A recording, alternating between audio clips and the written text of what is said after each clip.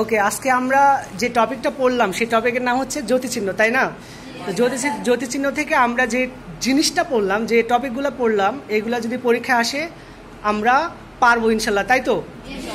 ওকে, তাহলে আমি কিছু প্রশ্ন করি, আপনারা অ্যান্সার দেন। আমাকে বলেন, জ্যোতিচিহ্নের জনক কে?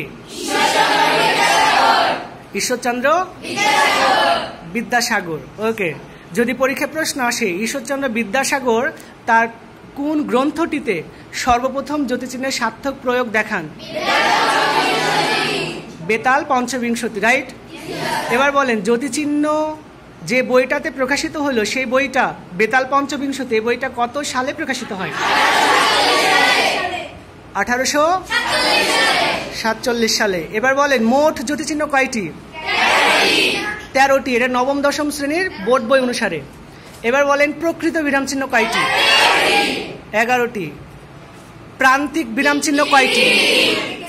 প্রান্তিক বিরাম চিহ্ন কি কি? দাড়ি, কমা, দাড়ি, আবেগ চিহ্ন, প্রশ্ন চিহ্ন, রাইট? ব্যাকরণিক জ্যোতিচিহ্ন কয়টি? কি কি? এক্স্যাক্টলি। বাংলা ভাষার নিজস্ব জ্যোতিচিহ্ন কয়টি? কোনটি? জ্যোতিচিহ্ন বা বিরাম চিহ্ন ব্যাকরণের কোন তত্ত্বে আলোচিত হয়? বাক্যতত্ত্ব বা পদক্ষণ, যার ইংরেজি নাম সিনট্যাক্স। ওকে, এবার বলেন, জ্যোতিচিহ্নের যে 4টা নাম পাইলাম কি কি?